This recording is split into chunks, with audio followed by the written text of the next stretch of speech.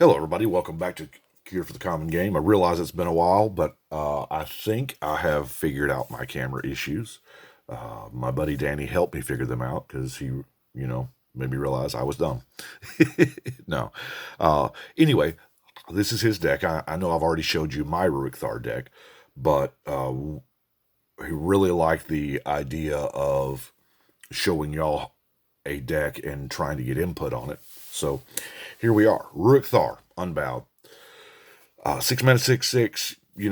Vigilance Reach has to attack, but the reason why we play Ruric Thar is whenever a player casts a non-creature spell, deals 6 damage to that player. Now that includes you. So he has drastically minimized the amount of non-creature spells in here. Now there are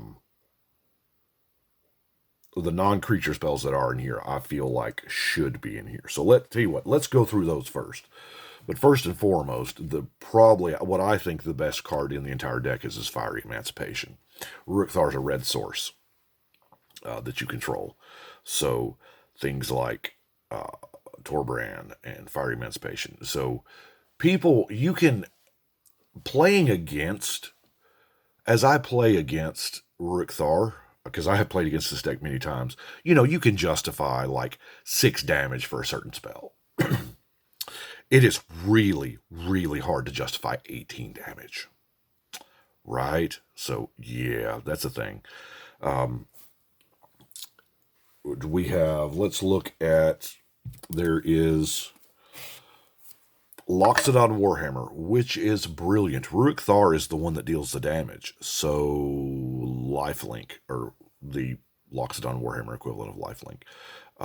Whenever this creature deals damage, you gain that much life. So that is outstanding. That allows him to, whenever it's dealing damage to your opponents, you're gaining that life, which is offsetting what you need to play for your few instance and non-creature spells. Commander's Plate is the only other equipment in there. Ruric Thar's 2 colors, so that means he has protection from white, black, and blue. Those are pretty good. Those, So, but let's look at the rest of the non-creature spells. We have Vandal Blast, which is just an all-star, an amazing card. We all know that. I actually got to play this deck once because I wanted to play it before I showed it to y'all. And I drew Decimate, and my heart sang. I love Decimate. I was able to find all 4 targets, obviously. You have to. But I felt like I was able to cast it fair.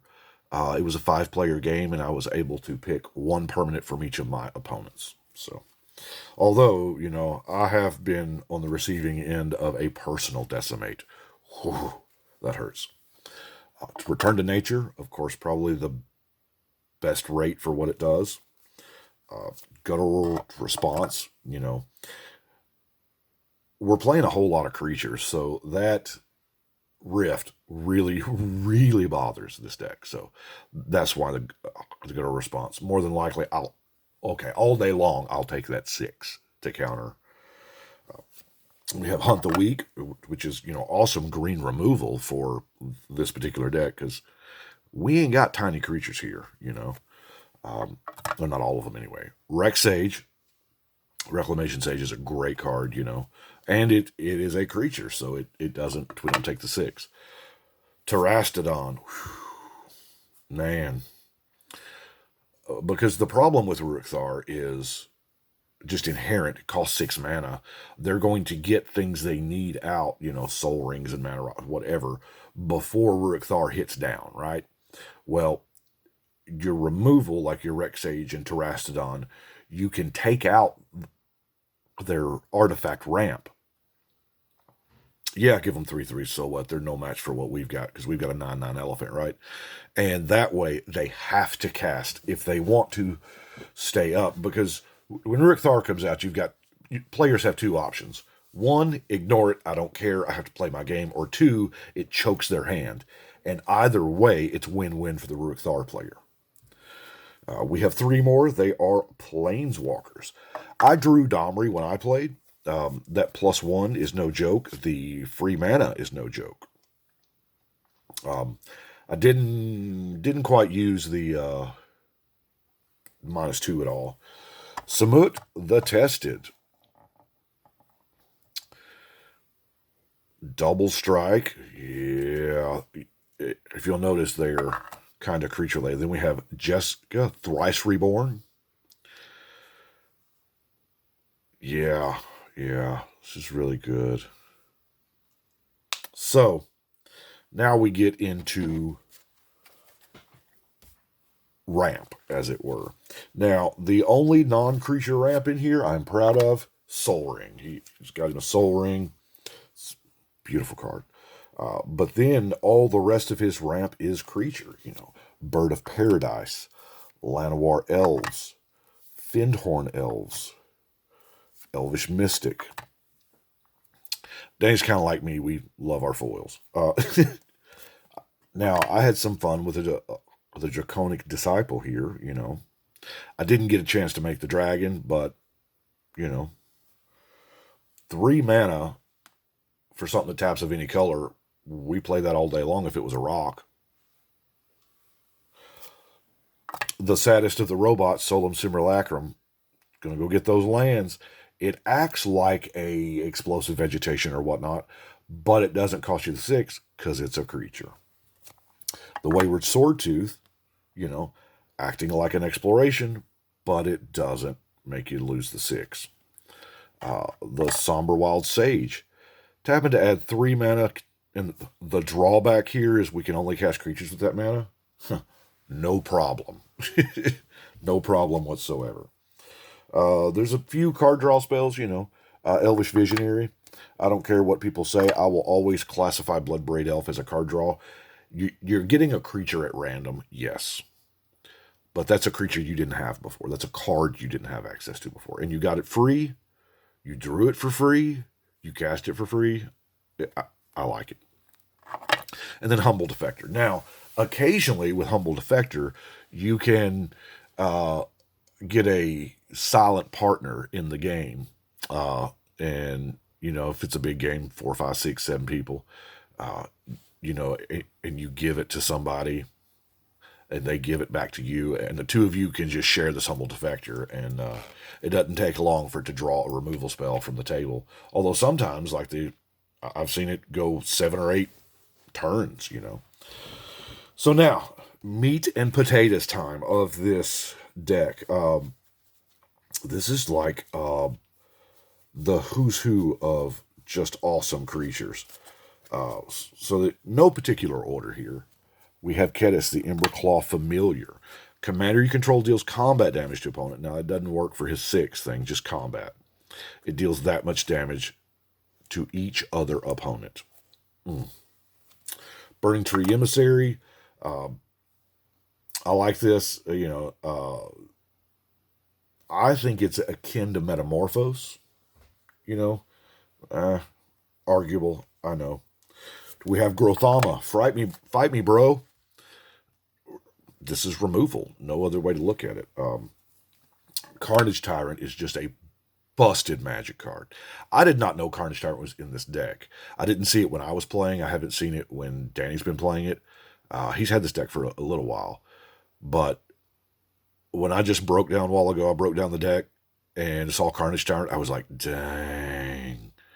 I got lucky. I haven't seen that. Kodama of the East Tree. Another permanent enters the battlefield, start getting stuff for the free. Archetype of Endurance. Nobody can have the hexproof. I didn't draw the archetype of Endurance. I drew the archetype of Aggression, the Trample, which is weird. I guess since they gave green the hexproof, they had to find some other color to give the Trample to, but you don't really associate red with being the Trample color. So, it was really good. Port Razor. I'll be honest with you. Out of all the Commander Legends I bought, I'd never seen this card. When Port Razor deals combat damage to a player, untap each creature you control. After this combat phase, there is an additional combat phase. Port Razor can't attack a player it has already attacked this turn. So in theory, we're getting 3+ attacks off of this card every turn. What? Yeah. Magus of the Moon does a really good Blood Moon impersonation, which, by the way, I think, Danny, this is stroke of genius. We have some non-basic lands. He has 7 non-basic lands that are in the deck. Now, one of them is Valakut.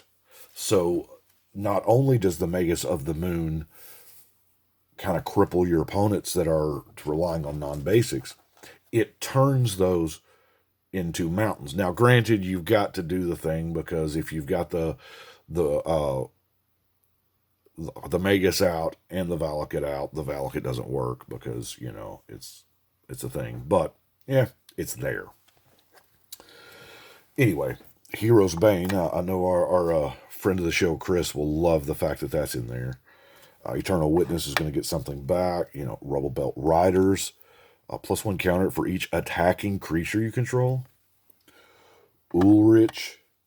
Death Mist Raptor. It's a great card. Radha, Heart of Keld. Yeah, number of lands you control. Itali. You want to talk about that probably should have been in the card advantage section. You can talk about a mean dinosaur. That's beautiful. Spore Frog. I like Spore Frog. I like the fact that, yes, there is a advantage in having the fog at hand and it being a surprise and nobody knows you've got it. There's also an advantage to having a Spore Frog on the board and people knowing you've got it. It affects how they behave. Because if you've got a Spore Frog sitting in front of you, there's a good chance that super aggro deck over there is headed at somebody else because they want to get the damage through and they don't think you'll pop the frog for somebody else. Brilliant strategical move. Heartless Hidetsugu. When you absolutely positively have to deal a ton of damage. Now here again, Heartless Hidetsugu is the one that deals the damage. So if you strap that Loxodon Warhammer, woo, buddy. Elder Gargaroth, just an amazing creature. There's the Torbrand we were talking about earlier. Urabrask, that's kind of unfair. I love it. But, you know, all your stuff comes into play tap and all my stuff has haste. It's beautiful. Glorybringer. Exertin's a thing. Brawn, everybody's favorite blocking creature. That's, you know, trample's a big thing here. Lightning Runner. Loyal Guardian. I apparently have been misreading this card because when I played it in the game, I was like, wait a minute. Each creature? Voracious Cobra. It's a blast from the past. Deals combat damage to a creature. Destroy that creature. I don't know if this has been errated to Death Touch yet. I'm not sure. Vexing Shusher. Now, I love this. This is counter protection on a creature that you're not having to spend, you know, a 6 damage instant on. Kamal, Heart of Corrosa. Commander Legends was apparently very good to this deck. At the beginning of combat on your turn, creatures you control gain Overrun. What? You see? Hydra Omnivore. That's a big one for 6 mana. Each other opponent. Leafkin Avenger. Now, I almost put this in the mana category, but it does cost 4 to put out. I mean, 4 for a 4/3 is not a bad rate. To me, that second ability is probably not even there, but it can be used for a ton of mana. Halana, Apex Devastator. You want to talk something awesome. I've always heard, and I've always said, if you spend 10 mana on the spell, it should win you the game. Apex Devastator does. Maybe not this turn, but it sure sets you up to. Rampaging Balos, getting free creatures off those land drops. Ripjaw Raptor. Crowned Ceratok, kind of working with the Guardian from earlier. and Aurora Phoenix.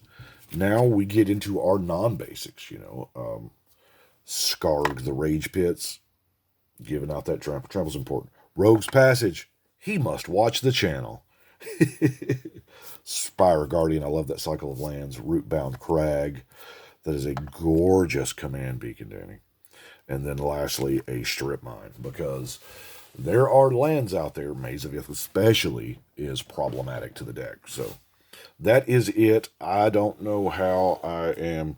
I rigged a new setup here, and I'll be honest with you, it is probably the, yeah, that's Ruric Thar. Let's turn that backwards. So that is what we have got for today. I did this as a, I'm turning stuff backwards. He's going, but I wanted to do this video as a test to see if this camera setup would work. So I'm hoping if you are watching it this far, then evidently it did. So appreciate y'all watching. Y'all let me know what you think. But right now, we're going to shuffle and cut.